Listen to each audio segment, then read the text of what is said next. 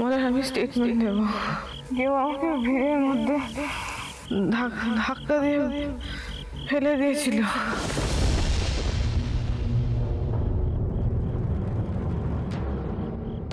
মহাদেবজির সঙ্গে আমার কথা হয়েছিল। উনি বলেছিলেন যে আমি বিন্দিকে বিয়ে করেছি।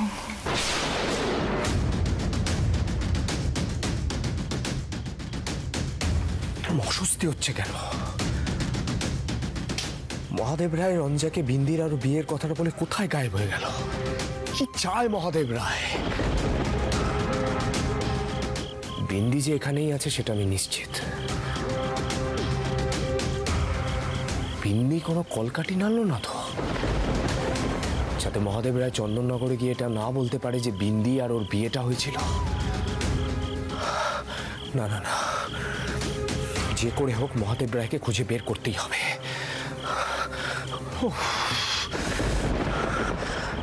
একবার মহাদেব রায় বাড়িতে যেতে হবে। আমার মনে হয় ও ফিরে এসেছে বাড়িতে বা আশেপাশে কোথাও আছে। যে করে হোক ওর সাথে কথা বলতেই হবে, না হলে চন্দননগরে গিয়ে দাদুকে কে বোঝাবো? দাদুকে এত বড় মুখ করে বলে এলাম যে বিন্দি আর আমার বিয়েটা যে মিথ্যে সেটার একটা সাক্ষ্য প্রমাণ নিয়ে যাব, কোনো প্রমাণই তো নিয়ে যেতে পারছি না। তো মহাদেব রায়ের সাথে আমাকে দেখা করতেই হবে। এক রাতের মধ্যে লোকটা কোথায় গায়েব হয়ে যেতে পারে? কি করে সম্ভব?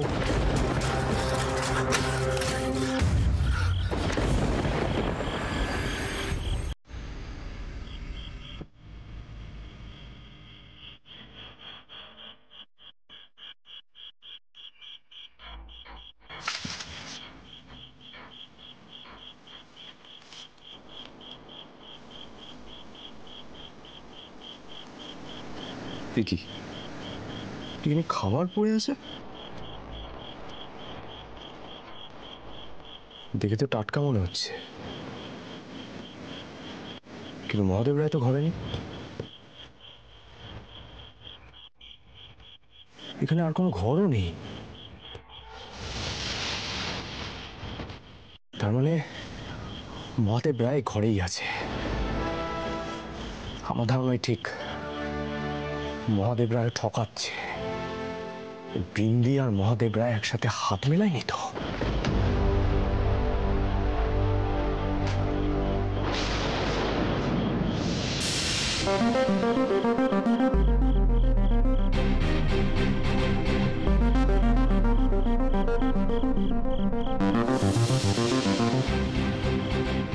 মালার, খুব বেশি জেনে ফেলেছো তুমি, खूब बेशी। बिंदी पकड़ी जाएगी इस बार? ये तो हो नहीं सकता। बिंदी को तो अभी बहुत कुछ करना है।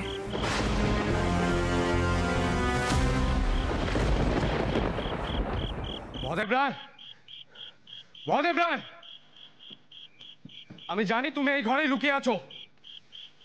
তোমাকে অনেক কিছু জবাবদিহি করতে হবে। কিছু প্রশ্নের উত্তর না জেনে আমি এখান থেকে যাব না। মহাদেব রায়, মহাদেব রায়, মহাদেব রায়।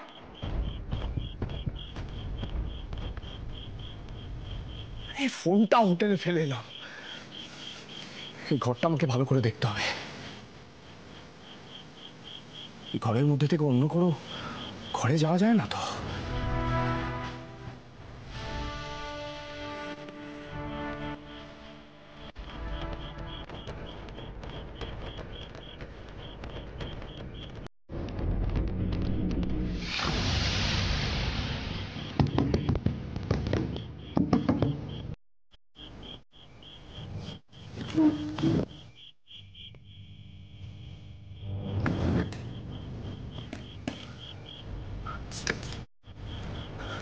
মহাদেব রায়,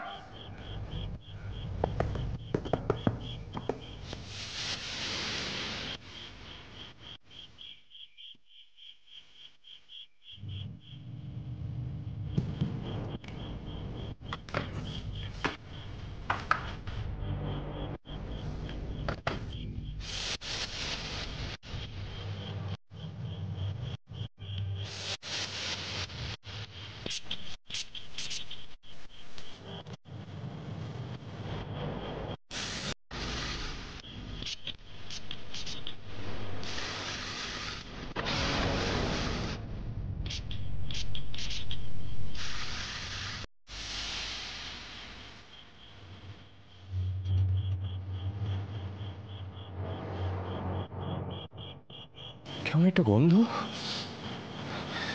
মিষ্টি মিষ্টি গন্ধ।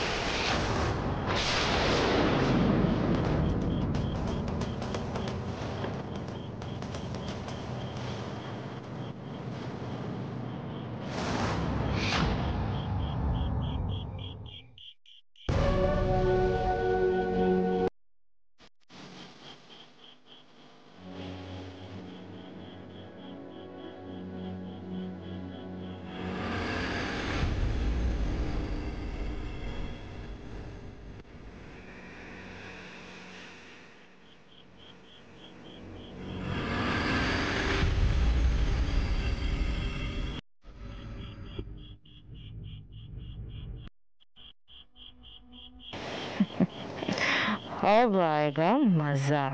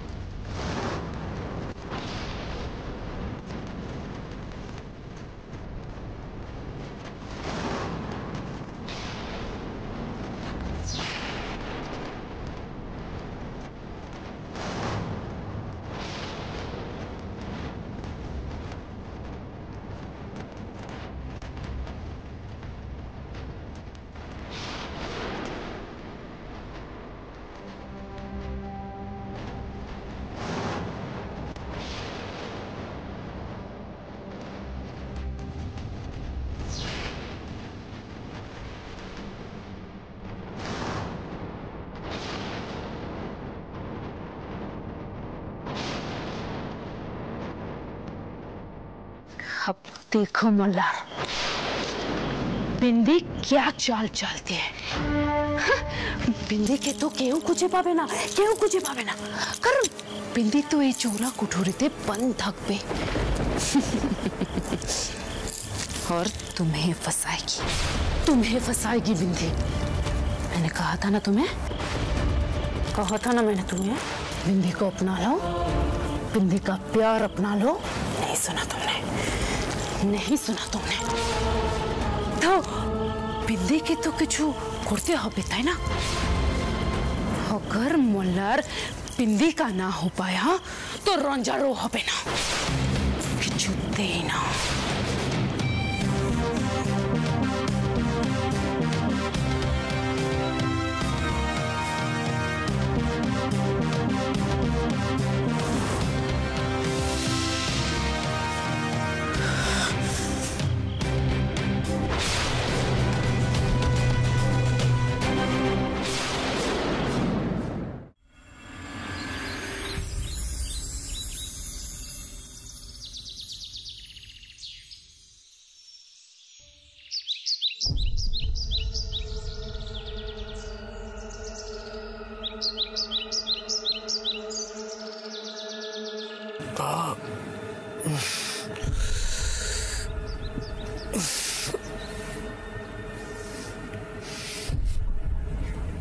কি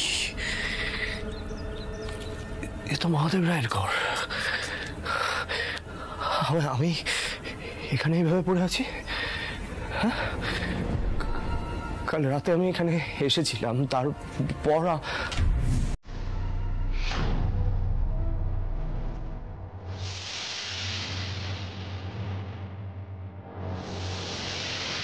একটা গন্ধ, একটা মিষ্টি মিষ্টি গন্ধ।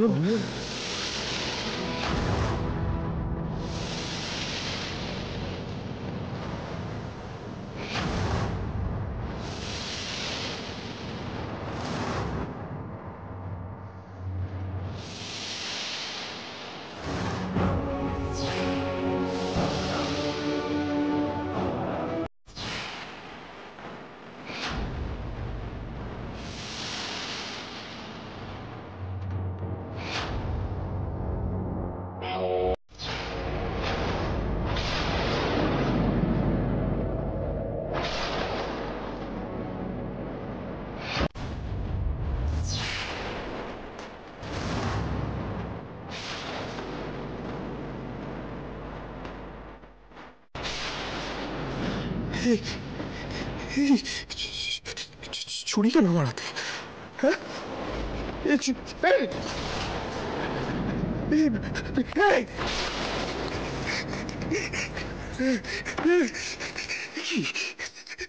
আমার হাতে রক্ত কেন? কার রক্ত? হ্যাঁ, কার রক্ত আমার হাতে?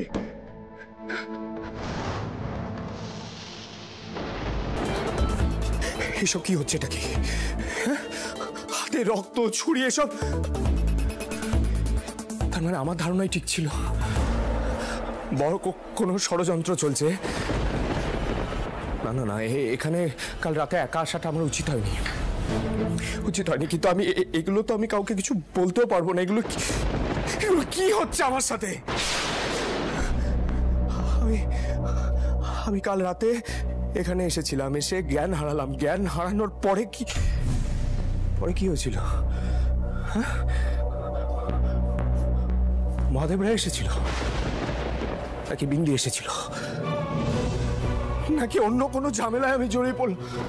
হে ভগবান, আমি কি করবো এখন? আমি কাউকে কিচ্ছু জানাতে পারবো না। কি করে জানাবো? রঞ্জার শরীর ভালো নয়, বাড়ির সবাই অস্থির হয়ে আছে, গুরুজি পাগল পাগল হয়ে আছে, আমি কি করে? আমি কাউকে কিচ্ছু জানাতে পারবো না, কাউকে কিচ্ছু জানাতে পারবো না। জানালে বেনারস থেকে ফিরতেই পারবো না। কি করবো আমি?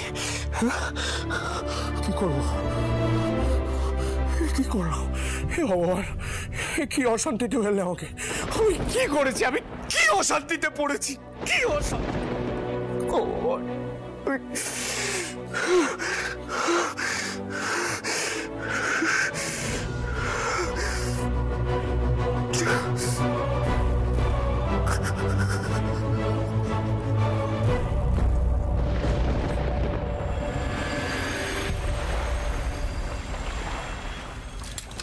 এসো এসো রঞ্জন, এসো। আস্তে আস্তে। এসো।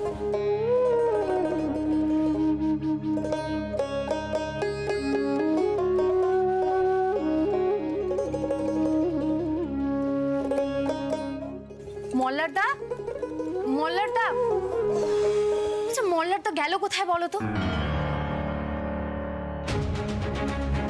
এই দেখো, এই দেখো, এখানে মোবাইলটা দেখে রাত থাকতে কোথায় গেল? জানে তো যে রঞ্জাকে নিয়ে আজ আমরা চন্দননগরে ফিরবো।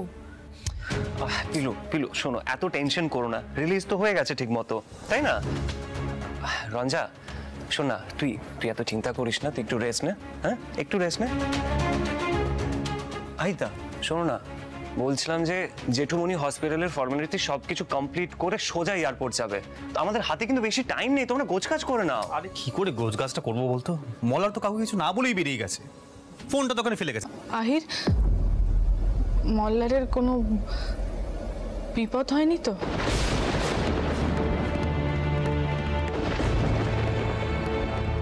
আমি যতক্ষণ এখানে আছি আমার টেনশনটা কিছুতেই যাচ্ছে না। মহাদেবজিকে পাওয়া গেছে?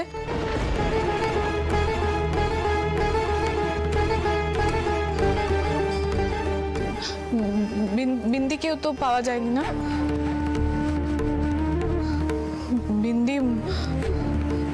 বিন্দি মল্লারের কোনো ক্ষতি করবে না তো?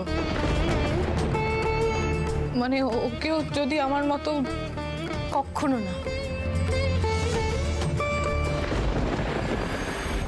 রঞ্জা, বিন্দি তোমার ক্ষতি করতে পারে, কিন্তু মল্লার তার ক্ষতি কেন করবে?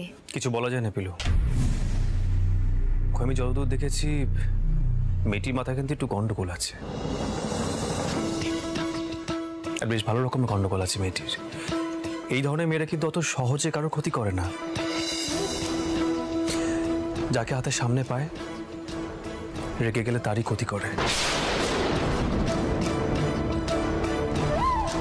হ্যাঁ, মল্লারকে তো কখনো কাছে পাইনি, তাই মল্লারকে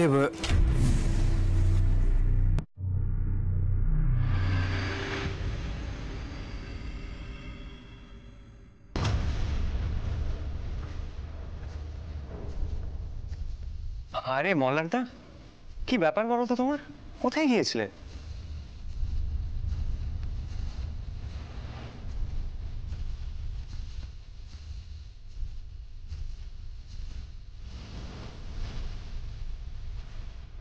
এই, তোমার কি ব্যাপার কি বলো তো? কোথায় গেছিলে তুমি কাউকে কিছু না বলে? আরে তোমার জন্য আমার কতটা চিন্তা হচ্ছিল তুমি জানো, বোঝো সেটা? বুঝবেই বা কি করে? শুধু তো নিজেরটাই বোঝো। রঞ্জা শান্ত, রঞ্জা এখানে বসো, ডক্টর তোমাকে স্ট্রেস নিতে বারণ করছে। পিলু, মল্লার তোমার কিছু বলার আছে? আমাকেই তো যা কৈফিয়ত দেওয়া দিতে হবে, আরেকজনের জন্য তো সাক্ষুর মাপ।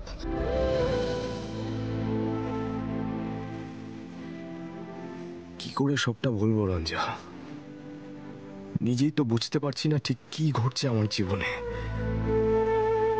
তোমাকে বেশি বলতে গেলে আরো ভয় পাবে তুমি।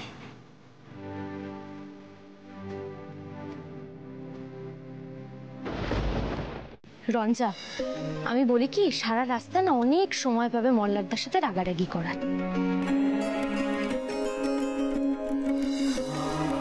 এখন বরং আমরা ব্যাগটা একটু গুছিয়ে নিই, চন্দননগরে ফিরতে কিন্তু সন্ধে হয়ে যাবে।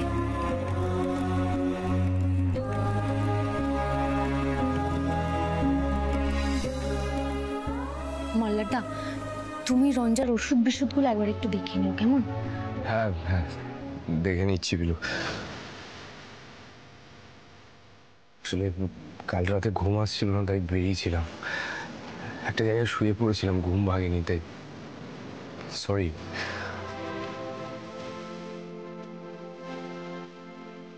আমি কাউকে চিন্তায় ফেলতে চাইনি। বোঝো কাণ্ড। আচ্ছা মল্লার, তোমার কি এগুলো প্রায় হয়ে থাকে, নাকি এখানে এসে আমার মাথাটা খারাপ হয়ে গেছে?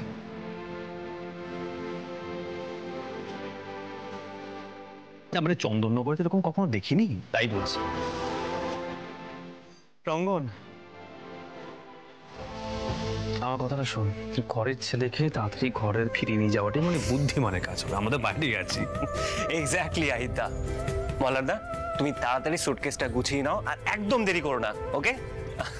আহিদা, পিলু, তোমরা চলো চলো চলো চলো চলো।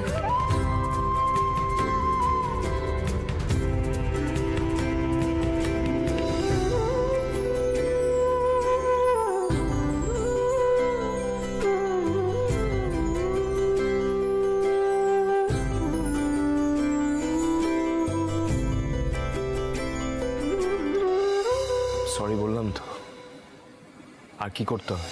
উদ্ধার করেছো আমাকে, ধন্য হয়ে গেছে আমার জীবন। রাগ যায় না, না শরীর দুর্বল, তার আগে ঝাঁজ দেখো।